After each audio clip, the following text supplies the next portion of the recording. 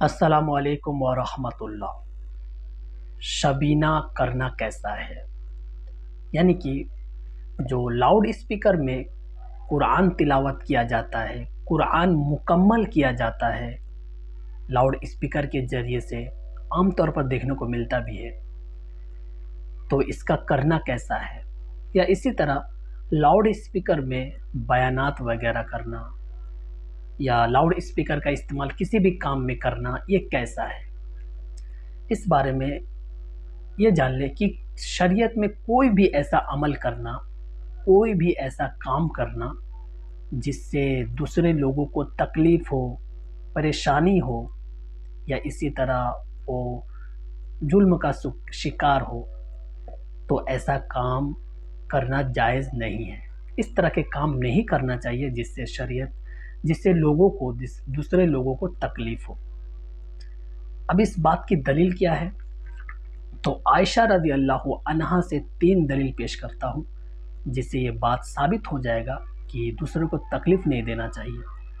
سب سے پہلا حدیث جو بہت ہی فیمس بھی ہے کہ حضرت عائشہ رضی اللہ عنہا وہ فرماتی ہے کہ جب نبی پاک صلی اللہ علیہ وسلم تہجد کی نماز کے لیے اٹھتے تو بہت آہستہ اٹھتے تھے تاکہ کسی کی نیند خراب نہ ہو، کھڑکی وغیرہ بہت آہستہ سے لگاتے تھے۔ اس طرح کی حدیث موجود ہے تاکہ دوسرے لوگ کا نیند خراب نہ ہو، تکلیف میں نہ آ جائے، جاگ نہ جائے۔ تو اس حدیث سے صاف پتہ چل گیا تکلیف، پریشانی دینا، دوسروں کو پریشانی کرنا، دقت میں ڈالنا یہ جائز نہیں ہے۔ یہ پہلی حدیث۔ دوسری حدیث وہ بھی عائشہ رضی اللہ عنہا سے ہی ہے۔ وہ فرماتی ہے کہ میرے گھر کے سامنے کوئی ایک شخص تقریر کیا کرتا تھا، بیان کیا کرتا تھا، اور اس زمانے میں مائک تو نہیں تھا لیکن اس کی آواز بہت زور سے تھی، اونچے آواز تھا، اور وہ زمانہ حضرت عمر رضی اللہ عنہ کا تھا۔ تو عائشہ رضی اللہ عنہا اس کو تکلیف ہوتی تھی عبادت وغیرہ میں، تو وہ شکایت کر دی عمر رضی اللہ عنہم سے کہ اس طرح کے معاملات ہیں۔ تو عمر رضی اللہ عنہم نے اس کو تقریر کرنے سے، اس جگہ میں تقریر کرنے سے منع کر دیا۔ اس کے بعد وہ شخص دوبارہ پھر سے تقریر کرتا ہے، تو عمر فاروق رضی اللہ عنہ کو جب پتہ چلتا ہے تو اس کو اپنے قبضے میں لے لیتا ہے اور اس کو سزا بھی دیتا ہے۔ یہ بات اخراء المدینہ جلد 1 پیج نمبر 15 پر لکھے ہوئے ہیں۔ یعنی عائشہ رضی اللہ عنہا کو تکلیف ہوتی تھی عبادت وغیرہ میں، تو اس طرح کے معاملات حدیث میں آ گئے۔ تیسرا حدیث عائشہ رضی اللہ عنہا سے ہی ہے جو مجمع زوائد میں جلد 1 پیج نمبر 151 پر ہے کہ ایک دن عائشہ رضی اللہ عنہا مدینے کا ایک تقریر کرنے والے شخص کو نصیحت کرتے ہوئے فرمایا تھا کہ جب تم تقریر کرو تو اپنی آواز کو اپنے محفل تک ہی رہنے دو، یعنی جہاں تک مجمع ہے، لوگ ہیں، وہیں تک اپنی آواز کو رکھو، باہر نہ جا سکے۔ تو یہ 3 حدیث کا خلاصہ یہی نکلا کہ کسی دوسرے کو تکلیف نہ ہو، اس بات کا خاص خیال رکھا جائے۔ اور یہ تینوں حدیث میں دلیل بھی دے دیا ہوں، اور یہ تینوں حدیث مفتی منصور حق جو بنگلہ دیش کے ہیں، انہوں نے اپنی کتاب فتاوی رحمانیہ میں لکھے ہیں۔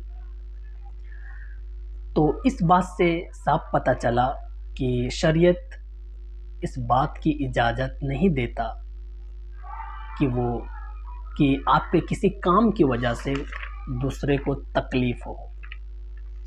تو اب آپ دیکھ لیجئے، لاؤڈ اسپیکر میں بیان کرنا، لاؤڈ اسپیکر میں شبینہ وغیرہ کرنا، پڑھنا، یہ اس طرح کے جتنے بھی کام ہیں جس سے لوگ پریشانی میں پڑ جاتے ہیں۔ اب لاؤڈ اسپیکر میں آپ بیانات کریں گے تو لوگوں کا نیند خراب نہیں ہوگا۔ رات میں اگر لاؤڈ اسپیکر میں بیانات چلے 12 بجے 2 بجے تک تو لوگ سوئیں گے کب؟ فجر میں اٹھیں گے کب؟ تو یہ بھی تکلیف دینا ہو گیا۔ اور قرآن کی تلاوت اگر لاؤڈ اسپیکر میں ہو تو اس مجلس میں تلاوت ہو رہی ہے، بغل میں کھانا بن رہا ہے، بغل میں کوئی فون میں بزی ہے، اسی طرح بغل میں کوئی کام کاج میں بزی ہے، یہ بھی قرآن کی بے ادبی ہے۔ قرآن کی ریسپیکٹ نہیں مل رہا ہے، تو اسی لیے علماء اکرام اس طرح کے کام سے منع فرماتے ہیں، اس طرح کے کام کرنے کو جائز نہیں کہتے ہیں۔